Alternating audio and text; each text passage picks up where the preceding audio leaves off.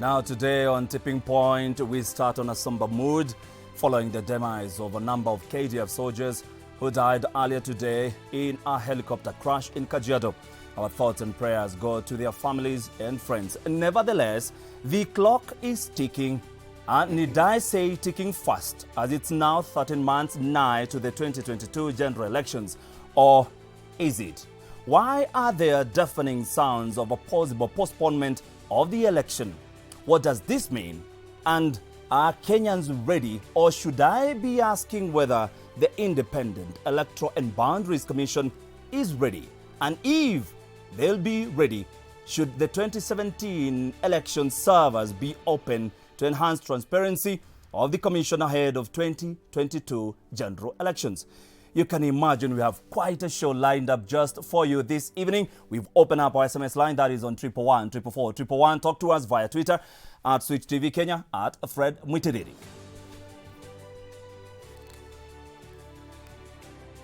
Prepared for the general elections. How will you conduct the elections if you are short of by 13 billion? That is the importance of this question. And it must be understood, because we want to know what the breakdown is. Why only constituency officers? Because there has been no budget allocated to us the last 3 years for CBR. It's only now that with the next financial year we have been allocated some budget, which will now enable the commission to roll out mass voter registration. As we all know, the registration of voters is voluntary, and you cannot, of course, force Kenyans to register. And using minimal or even no resources at all, we have reached out to the numbers which have so far registered.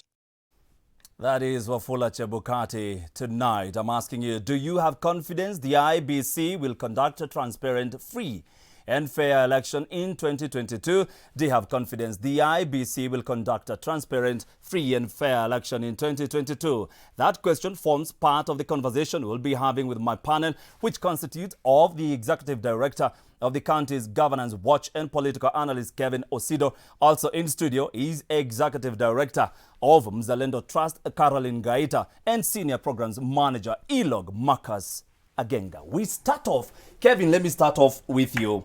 You've heard what Wafula Chebukati have said this evening. Are we going to have an election next year?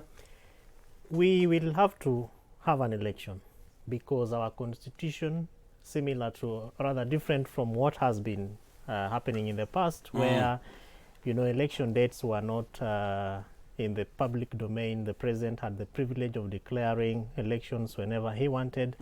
Right now, the constitution is very clear that on the second Tuesday of the 5th year in August, we have an election. Despite the teething problems that we have, including budgetary allocations, we are 13 months to an election. We will have to ensure that all stakeholders put their hands on deck and provide Kenyans with an opportunity to exercise their democratic right. And that democratic right, constitutionally, has to be done through an electoral process. Caroline. Yes. The last 2 days have been busy for civil societies in Kenya. Yes, they have. I've seen you all of our TV stations, and you're saying we must have an election. However, IBC is saying for 3 years they have not heard any budget. Are we going to have an election? We will have an election. As my colleague has said, we are supposed to have an election on 9th of August 2022, and we must have an election. Once we had the 2017 elections, the preparedness for the next general elections should have begun then. So I really don't think we even ought to be having that question of whether we shall have an election. The question that we should be asking ourselves is, are we prepared? And if not, what are the challenges that we are facing, and how do we address them? So the question of whether we should or should not needs not arise. Our preparedness, the preparedness of IBC, the issue of resourcing, the issue of funding, whether it's the necessary infrastructure, including staffing, to carry their mandate, that's a question that we should be asking, and putting those that are supposed to ensure that the resources are available to account, and expecting the commission to then tell us what they don't have and we then demand or request that those resources that they require are made available. But the issue of elections, whether to happen or not, that should not even be a discussion on the table. Marcus, we should not be discussing about 2022 general election, if we are going to have or not. However, Brother Ndugu Francis Atuoli, the Kotu SecGen, just the other day, he said, no BBI, no election. Do you have the same thought that if you do not have the BBI, that you're not going to have an election? I just want to, first of all, thank you for having us in this studio. Yes. But also to contribute to the discussion, I want to join my two colleagues, indicating that we shouldn't be having that discussion because it is provided for in our laws that elections will be held with definite time. That is the 9th of August 2022. So as you heard today, we've been having discussions and we demanded that those provisions be respected. Now, BBI is one of the main, I mean, we recognize that BBI raises certain fundamental legal and constitutional provisions that regarding reforms to our processes. But BBI is just one of the many avenues in which changes can be brought to our laws. So we can pursue other legal avenues to change if we feel there are gaps in our electoral system, the gaps in our legal regime. Let us use other methods, including the parliamentary ways, to be able to effect those changes. But elections must be held, whether we have BBI or not. In any case, election is not to be held at the will of neither the IEBC or the executive or any other Kenyan. We will have election on that day. All right. Now, my director, please play for me that bite by Mother Karua on the same about the referendum and 2022 general elections. Obviously, we can't have a referendum before 2022. There is no time. So anybody entertaining that dream, please come off it. Let us agree we already have enough work of correcting the things that need fixing before the next general election. Let's not pretend that we can have two processes unless if the question will come with the elections. It is not possible, in my view. Finally, Kevin, I know you are a proponent that we should have a referendum. The last time we had a conversation here, you are a proponent that we should have a referendum. Now, looking at the timelines that we have, if we do not hold the referendum by August, we have issues. Do you still hold the same thought that we should have a referendum before 2022 general elections? Fred, I still hold those thoughts. But remember that the context then is not what we have now. Because as at that particular point in time, we hadn't even had the judicial process. BBI now is on a break at the Court of Appeal.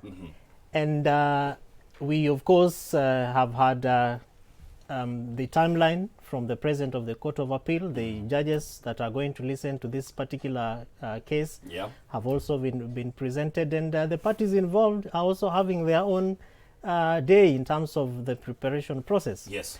Now, in my way of looking at this, during that time we also said there is never a right or wrong time to amend a constitution. However, there are timelines that then will be able to guide when we do the referendum, if we are going to do it. Remember, I am using if and when in the same sentence. And then two, timelines that are also going to guide our constitution. And IEBC has also shared their timelines. In my way of looking at this, and Kenya is not unique. Actually, this issue is not unique to our electoral and democratic processes. We have had an IPPG process in the past. The only unfortunate thing that happened with that particular process is the fact that the kind of constitution that we have now is not what we had then. Because remember that even in 1997, just before the IPPG process, the president prorogued parliament and he disbanded it, and everybody went home, like some people say. Right now, it is not an action that we even think about. Of course, the president constitutionally can call off parliament, he can prorogue it, but we have clear timelines that have been put in place to safeguard the interests both of the citizens. So Kevin, you are saying in essence that you are not going to have a referendum, and you're okay with that? Given the context, because this is a matter that is in court, we have heard the president's sentiments around this particular issue. So as a Kenyan, I have no problem whether we have a referendum before or after, rather before or together with the election. But remember, the interests that are playing within the BBI process, that is where the point of concern is. Because there are proponents, people who are of the opinion that we should revisit our executive by putting in place certain positions. And that, in my view, is the only point of nexus that I see the electoral process coming into play. Because, Fred, you know that there are lots of things in the BBI that we can do without a referendum. Absolutely. But on the questions of 255, 256, the Constitution has clearly given us what we must submit to the people. And if we are of the opinion, therefore, that we must undertake a process where we change positions and ensure that we expand the executive, so be it. But as Mheshimiwa Martha Karua says, if we also safeguard the interests of the citizens, because remember that the referendum is also going to cost huge amounts of resources. So why not combine that referendum with the election together so that we have a seventh ballot? Number two, there are also issues. That is what DP said, and you disagreed with it the last time. And I don't talk for the deputy president. The second issue, remember, Frederick, so that my other colleagues can also respond to this, is the issue of boundaries. And the Constitution. We'll have that discussion. We'll have that discussion in a moment. Thank but Caroline, to you. Yes. We have seen Wafula Chebukati saying that IBC has been allocated 14 billion against what they had requested of 40 billion. So they have a deficit of over 20 billion shillings. 26. Are we going to see a free and fair election in 2022, even though you are insisting we must have an election? Are we going to see a free, fair election? Let me start by what the chairperson of IBC had said at the beginning. He had said that it would cost around 14 billion to hold a referendum. Absolutely. And if you look at the electoral process, the sort of infrastructure and systems that would be required to run a referendum, minus, of course, the multiple positions that would be required to be voted for, the resources would not differ too much. But if you look at his statement also, he's talked about the 40 billion being inclusive of everything else, including the boundary. And I think he's issued a statement to the media in that regard, rectifying the media reporting that was held earlier. So in our view then, and just echoing what I said earlier, is 14.6 billion that is being given now is a starting point. So as a country, the question then we start asking ourselves is, where do we then raise the 26.4 billion, his shortfall, that would be required to run a credible, a fair, a transparent and peaceful election. But I don't think that we should use the issue of resources to postpone or to say that we can't hold the elections. If we were saying we are ready for a referendum, then we can be ready, and we should be ready for an election. Marcus, do you agree that where do we get this money? Where do we get we've been allocated, and the way we have seen government working, we've been allocated, ABC has been allocated 14 billion.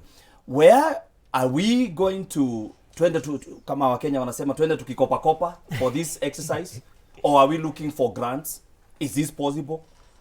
Fred, allow me just to, before I answer that question, Kevin has indicated that, you know, and of course, even Mheshimiwa Martha Karua said that we could probably have the questions submitted or subjected alongside the elections. But I have a problem with that. This is my personal problem. And I'm not speaking for ALOG, of course. But I wanted to say that, I mean, already civil society organizations have big problems having 6 elections on one day. So you want to add a presidential, a gubernatorial, an MP, a woman representative, an MC. Yes. So you may handle the issue of finance in terms of having save some money if you want to do the same things, the 2 things on one day. However, the logistical issues, the fatigue, you know, everything around it in one day. So that means, and again, you've had some quarters that saying, let us have multiple questions. You want to have multiple questions on that very day. You have got 6. I know you have got 6 elected positions with multiple candidates to be elected that day. It is confusion, fatiguing. So personally, I don't think it's a good trend. We say have the referendum after election. I think let's just be clear about that. Number two, the question of... Let's give Kevin a chance. Do you agree with that a referendum after the 2022 general elections? I have no problem, because that's one of the, as long as citizens have their democratic right and that privilege and opportunity, there is no problem having it before, during, which includes Are we then, Kevin, saying that the whole process of the BBI, that we do away with it because we wanted, and the way I was seeing ODM and the way they were saying, they wanted what they were demanding in the next general election. Before we do it, that we can have the Prime Minister, we can have all those posts. Are we then saying we do away with the whole process of BBI? Precisely so. If the pros for having elections before BBI are higher, and also looking at the prevailing circumstances, then why not? And you see, the interesting thing about this particular issue, Frederick, is because we are giving citizens and stakeholders an opportunity to have a conversation, which is not what Kenyans are good at. We are good at shouting at each other, talking down each other. And the beauty of our citizenry is that when we are pushed to the wall and to the corner, then we say, alas, can we have a conversation? And I am very sure that before we get to the 10th or even April next year, you know, God willing, we are going to have a very clear process and procedure, and that is, of course, going to, you know, bring to an end all these conversations. Why this kind of talk is happening is because we have given too much power and time to the political class. Politicians, you tell them extend parliament, they will be the most happiest people because you're actually having 6 more or 8 more months to earn your salaries. But Marcus and Caro and I and the several of our other colleagues are in the civil society. The reason why citizens have a problem with what Marcus calls fatigue and all these issues is because we have also not invested in proper, effective civic education.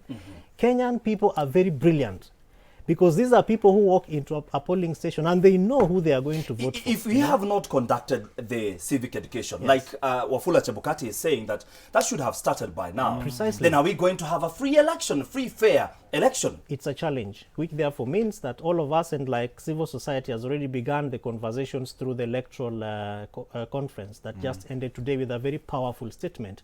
Let stakeholders come together and put to action those statements. So if there are no resources, let's talk to His Excellency the President and CS Treasury and Parliament Budget Committee. Waweke pesa. Hold that thought. Kalonzo Musyoka, the Wiper Party leader, had this to say about the very same issue that we are talking about.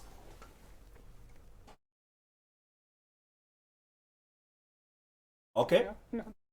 Okay, let's it's the same conversation. Our director, it's the same conversation. Let us have the Machakos Governor Alfred Mutua. He spoke earlier today about this same quagmire we find ourselves in. Haya mambo ya IEBC ya kila wakati kulilia pesa inaonyeshana ya kwamba either mambo mawili. Kwanza ni kwamba IEBC pengine hajajipanga, they are disorganized, ama namba mbili, IEBC kuna mpango wa kuifanya isipate nguvu ya kufanya kazi, ndio kura zikipiga 2022 kuwe na ule ukora ambao tumeuona katika nchi yetu ya Kenya. And let me go to you, Marcus, and ask you, do you think the government, in a way, is indirectly not funding IEBC to postpone the general elections? I think Is there a feeling in the civil society? I think sometimes we set our institutions to fail. Because for the IEBC to be able to conduct its mandate, there are resources that are required, whether human resources or financial resources or even support. Now, the 26.4 billion shillings that is still lacking, tell me, what sort of fair process will IEBC undertake when they have enough finances to be able to meet those obligations? So while I don't want to speak for the government, or whether they're actually setting them to fail, but sometimes, I mean, the impression it gives that you're able to allocate Parliament its money, allocate the executive its money, but for a crucial body like the IEBC, and we know our elections in this country is very, you know, they're very emotive. They're very emotive. And so even in the BBI, they identify elections as a major problem.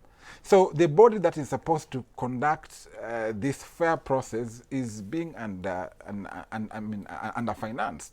So what are you telling the public? Either you're telling the IEBC to go and find its own resources, which it can't. So you rely on the donors, you rely on other citizens of other countries to fund the IEBC.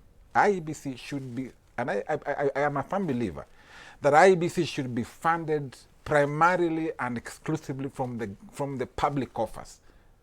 And we pay the taxes. We pay the it's taxes. Our election. Yes. Let us not have other citizens from other countries paying for our IEBC. And they say, remember what they say: "He who pays the piper calls the tune." Why should we wait for other people to fund the IEBC? Caroline, Yes, right. in 2017, we know the process, and the court said that the process was fraud. And they blamed the IBC in a bigger way. But IBC, like Marcus is saying, is not prepared. Are we going to see a chaotic 13 months to the next general election? And where do we go from there? I think one of the things that we seem to be overlooking in this entire conversation, the national conversation, is what brought us here in the first place. We've given a lot of priority to BBI, but sometimes we forget what even got us to the BBI process in the first place. It was a disputed election. It was an election flawed with malpractices that went through a judicial process that was overturned, and there was a repeat. So we had those challenges that got us to the point of the handshake. And if you look at the handshake, the 9-point agenda, elections was one of the things, that sought to be addressed. But somehow that entire conversation, the challenges, the electoral justice issues, the electoral malpractices, the IEBC preparedness seems to have been overshadowed by this big discussion, especially around the structure of government that is anticipated with BBI. So in my view, it's expecting to put new wine into the same old skin and expecting changes. I don't think that is likely to happen. So the thing that we are saying, and which was a common theme in the conference, is that one, IBC needs to address the challenges that persisted and existed in 2017. Yep. That includes the transparency around the servers. Okay. IBC needs to address the issues that were raised about announcing results at the polling center and making sure that the transmission corresponds with what is being captured. So those challenges. But then now we are also saying that for us to go into 2022, we need to build public trust. And that trust can only be enhanced if IEBC demonstrates that it has taken the necessary steps to address those challenges. So in the absence of that, we can all bet that come 2022, August. 11th, 12th August, around that time, we will find ourselves in the same position that we found ourselves on 10th August. And so for all the stakeholders, and even when we are talking about the IEBC and the resourcing, it's not just IEBC, it's ensuring that all the actors in the electoral management process, be it the judiciary, the disputes tribunal, the registrar of political parties, all of them, the independent commissions. You asked a pertinent question here. Are we setting independent offices, IEBC, Kenya National Commission on Human Rights, to fail? And yet we know the very poignant role that they'll play during the election. So the issue is that ensuring that the whole electoral cycle, the electoral management system, all the actors are funded, that we learn and we take stock of the mistakes that existed in 2017, and we address them. All right. And that starts now, Hold that thought, because my director is telling me we go on a short break. Before we go on that break, I told you about Kalonzo Musyoka. They'll be giving us their views from this particular... There's something that Kalonzo Musyoka said about IEBC. Let's take a listen.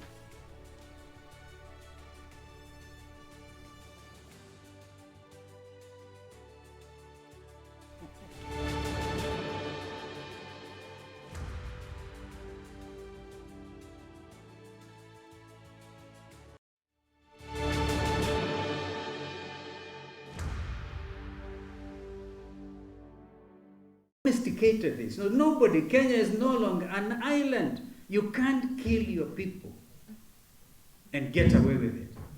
Never again. You will not cause people to take up machetes, pangas, arrows and bows and arrows and kill each other in the name of getting elected to whatever office and get away with it. Even if you bring another Chebukati by another name, the political players will contaminate that particular person you bring. That is why I say we need to change. We need to find a way of policing each other and stop attacking the commission every time. And welcome back. Do you have confidence the IBC will conduct a transparent, free and fair election in 2022? Do you have confidence the IBC will conduct a transparent, free and fair elections in 2022? SMS us on 111 444 111 and on our social media handles, that is at SWITCHTVKENYA, at FREDMUITIRIRI. Now, somebody is saying here, let us have an IBC. Let us be on IBC for the first time. There is no need to postpone the 2022 election. I think the constitution is very clear on that. That is Honorable Oyugi Victor from Oyugi. Is that Oyugis? I think so. Abenge Oyando, you're saying. Mutueke hii gumzo yote Facebook. Okay. Victor Olola, you're saying show iko sawa. Betty Munyoki, you are calling me by my village. Hey. All right, thank you very much. Halligan Agade, thank you. You're saying show imeweza. Asante sana. You're not giving us the feedback. Give us the feedback. All right. Quick reaction. Kevin, we'll start with you. You've seen what Wiper leader Kalonzo Musyoka said. Quick reaction on that.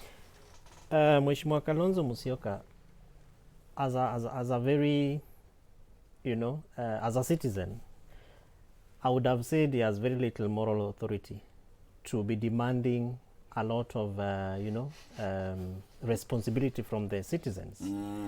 Because he's a gentleman who's been a vice president and has also been a presidential candidate.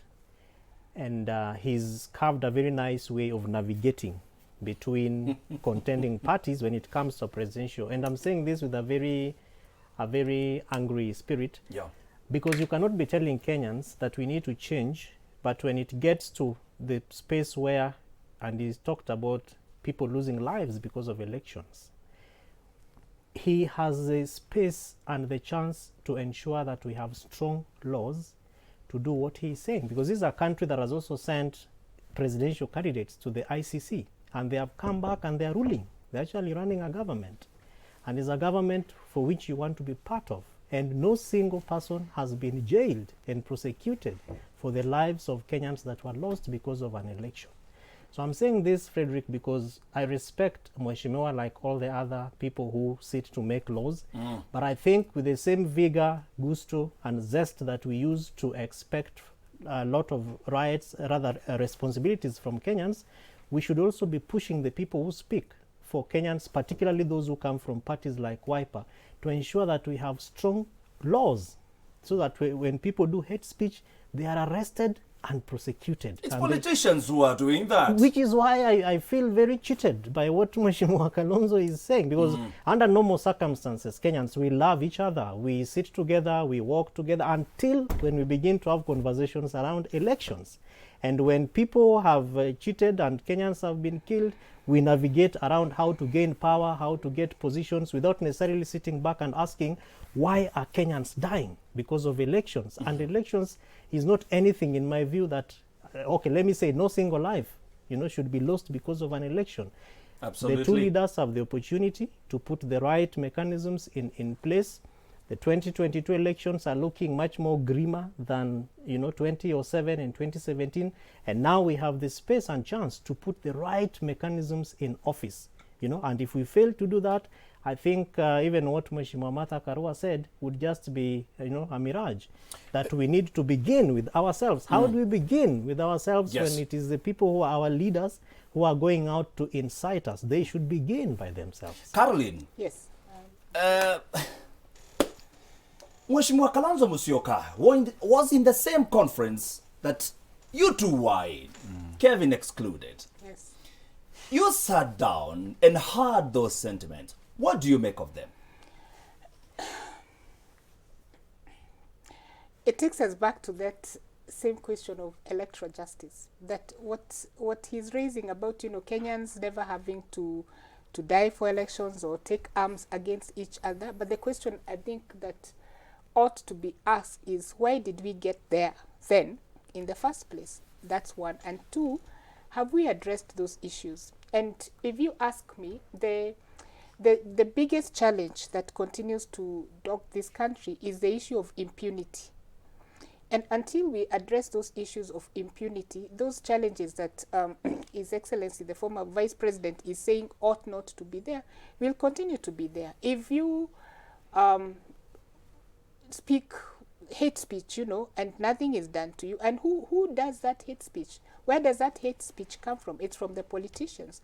Who incites the people? So the question then... But you gave him the platform to say exactly what he said. And rather than asking him, what have you done? And as an opinion leader, what have you done? And if you play the clip to the end, you will actually see that he made a commitment. Because one of the things that we expected each political leader to do, including the civil society actors, was make certain commitments, public commitments. And if you play the clip to the end, you'll actually see that Kalonzo Musyoka committed his Wiper party to ensuring that, one, they will not propagate violence nor hate speech. They will abide by the constitutional provisions. So if you ask me, and I want to tell you, Fred, you cannot address these issues in a silo. As civil society actors, we cannot sit down and speak to ourselves. We'll be preaching to the converted. What needs to happen, and what this country needs, is continuous dialogue. Civil society needs to talk to the political class. The political class needs to speak to us. And if you think about it, the whole conversation around this whole constitutional reforms has been centered on dialogue. And so we need to have these meetings where we are saying, look, as a political class, you're not playing well, you're not playing fair, you're not being reasonable, you're not being serving the interests or putting the country first.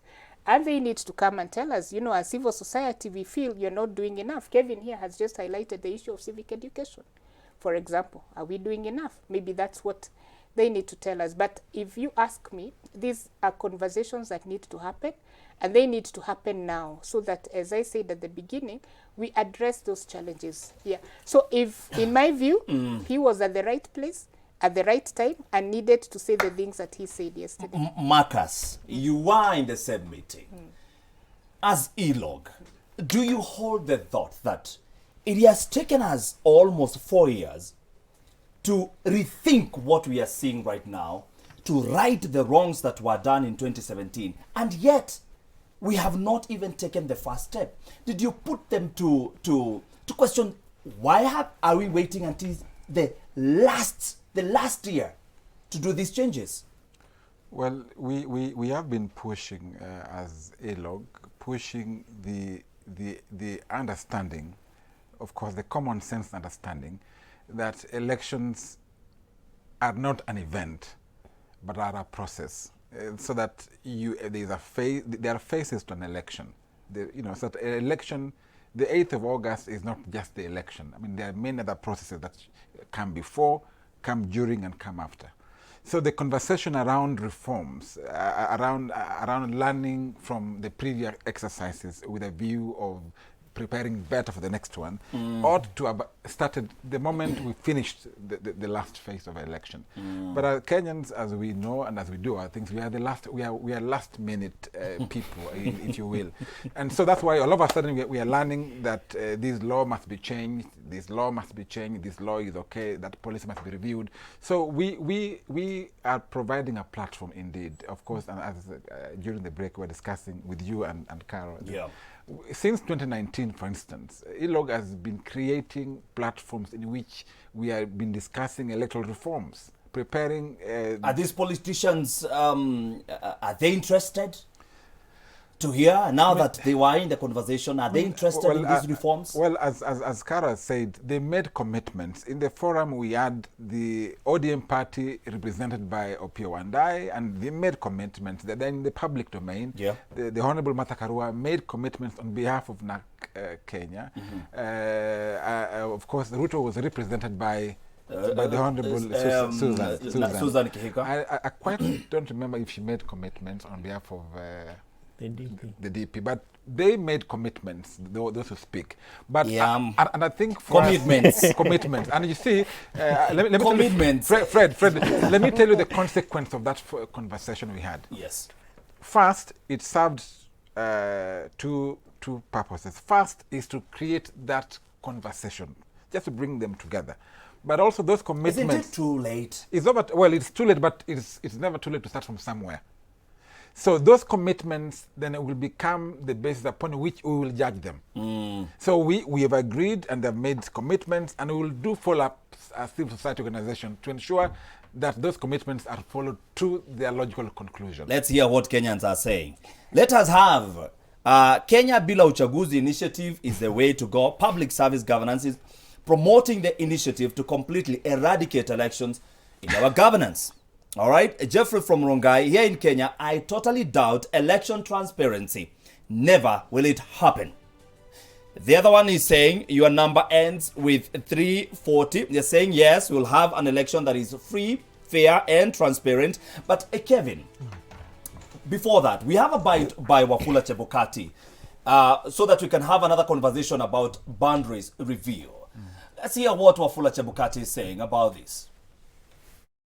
We're looking at the matter in court in the Court of Appeal, and as far as the Commission is concerned, this matter is sub judice, and we cannot possibly, as a Commission, now plan on a matter which is in court and say this is what we shall do or this is not what we shall do. I think, in all fairness, our planning and the election, the boundaries operation plan is based on the legal framework which we have and the practical issues which we have as a commission. Let me start with you, Kevin. And you've heard of Wafula Chebukati. He's putting everything as a doubt. We are doubting that we are going to review the boundaries. We are doubting that we are going to have an election. We are doubting that we have enough money. Are we going to see a chaotic 2022 election? Are we headed to where we were in 2007? If we are not careful, we will have a scenario which would probably be much more difficult than 2007. And remember that three things come to mind before probably I get into the boundaries review. We have governors, almost half of the governors, as we were discussing during the break, are serving their second term, so they are going home. Somebody would ask, what do you do with them? Of course, constitutionally, you go home and you take care of your chicken and your cows. Are you going to go home? That's the other question. So what then would be their role in terms of either putting in place offices that would then serve their interests through those particular offices, so supporting whichever candidates. Number two, you have a very aggressive, I would say ambitious deputy president, which is not what we had in 2007, who has declared that is running for office as president. And so you also have the kind of scenarios that we are seeing in Parliament, Senate and National Assembly, where alliances are forming. Sitting parliamentarians are propagating policies of other parties which did not take them to Parliament. In fact, by law, both the Constitution and the Political Parties Act, they should have resigned, and then we go for by-elections. That is not happening. Resignation. And so you get back to what Mheshimiwa Wafula Chebukati is saying, which is about boundaries. Article, is it 87 or 89 of the Constitution is very clear. You cannot have reviews 2 years to an election. Yes. Number two, Kriegler report gave us a very pinpointed recommendations that also had to do with boundaries. And why I also sympathize and at the same time empathize with the chair is because you are supposed to be adjudicating matters which are actually in court. As he says, is sub judice. You cannot do anything about it because you don't know whether the BBI process will be fully annulled by the Court of Appeal or they will give it a go ahead. And so if they say the BBI process is constitutional and that the president and the entire team, the promoters, did the right thing, what do? Do you begin to plan for A referendum. For a referendum, then for boundaries review, and then you have For elections, election. which is why, Fred, it is important that Kenyans are speaking to each other.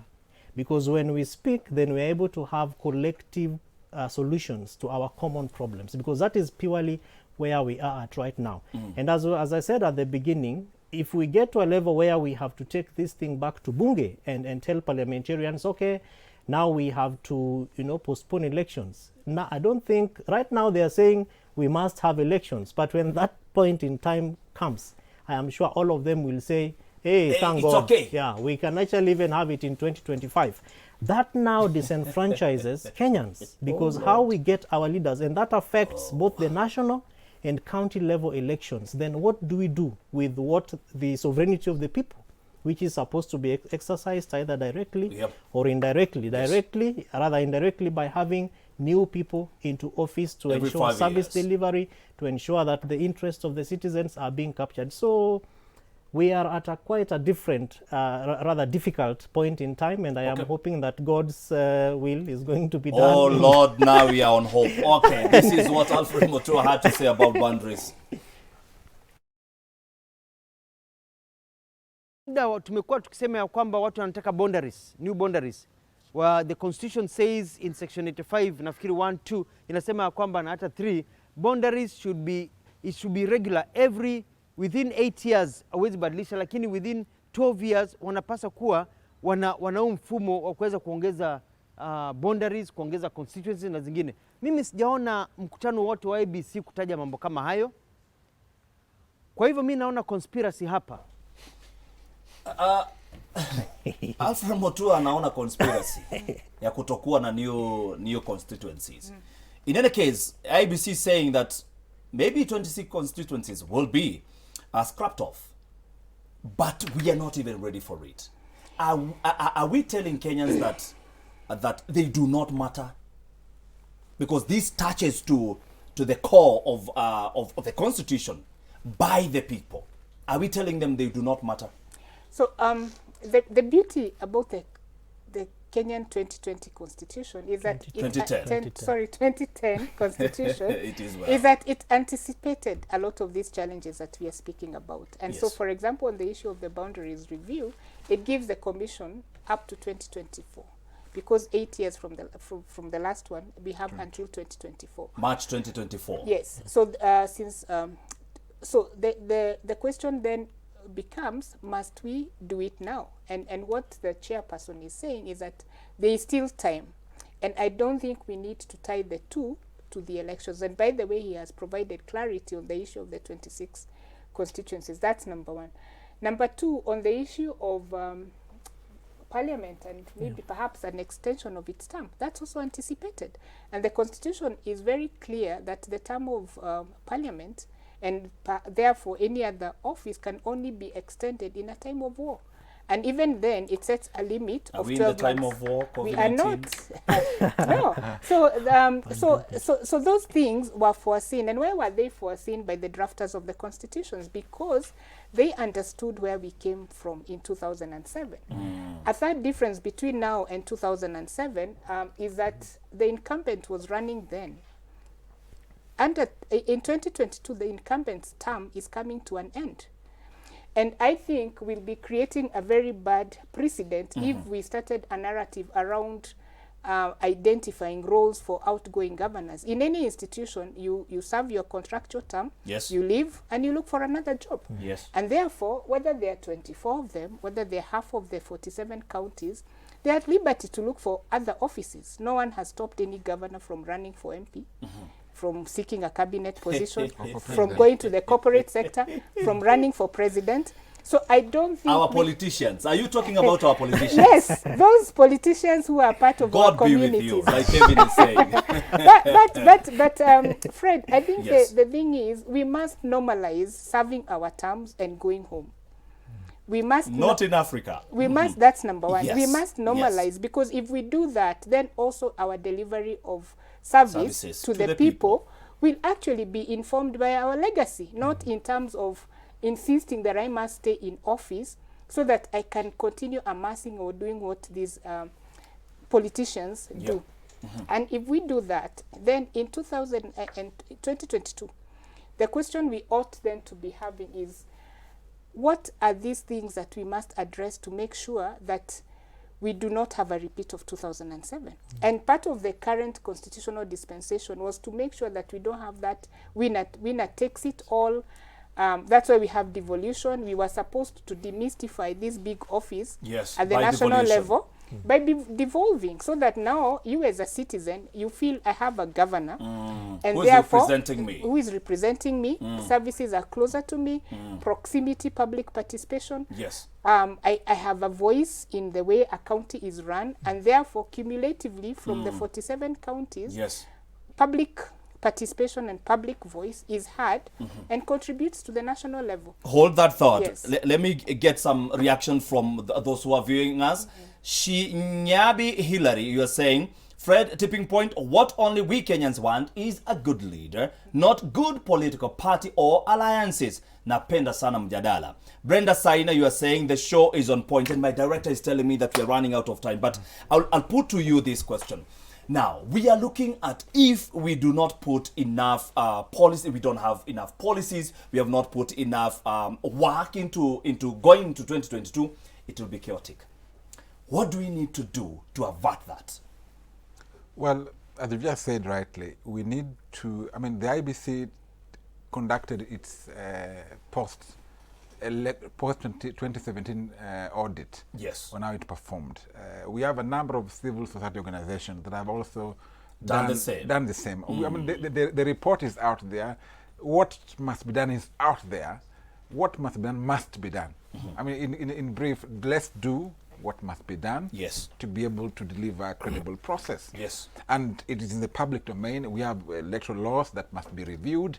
We have very crucial bills in Parliament that must be passed before that election. I mean, for instance, the funding of institutions that Caro was speaking about. Let us fund and build the capacities of every institution to do their mandate. And lastly, let the Kenyan voter fully participate into the process. But also, there is this issue that I want to speak to Kevin, the issue of bad manners. I mean, bad manners in the country. I'll give you 20 seconds to talk about bad manners. Bad manners goes the leadership and the people. I mean, these guys come to us because they are bad-mannered. We encourage them. But also because we are bad-mannered, we don't see the problem. And so that there should be a paradigm shift. There should be an ethical, conversion. Some rage within ourselves. Some soul-to-call conversion. Conversion within and that is critical for this country. All right. Thank you so very much, Marcus. Now, few SMSs before we wind up. Kenyans want the law to rule, and the lawbreakers must face it and put in prison no matter who he or she is. Wanjiko has said no more general elections in Kenya. Tumechoka. Utaki elections? Hey. We always have Bora elections, not elections Bora, and we'll never election Bora. Whatever you've said, thank you so very much. Politics has become so expensive that it takes a lot of money even to be defeated by Will Rogers. All right. The views expressed in this show are solely individual views and do not portray the views of Switch TV. Thank you so very much, Marcus Agenga. That is your name, right? Correct. All right. Caroline Gaita. Correct. All right, from Zalendo Trust, from ELOG, and of course, Kevin Osindo, who comes from County's Governance Watch. Thank you so very much for having time for Tipping Point tonight. My name is FREDMUITIRIRI. Our sign language interpreters tonight, Tracy Dorcas and Teresia Washira. From myself, it's a good night. Thank you.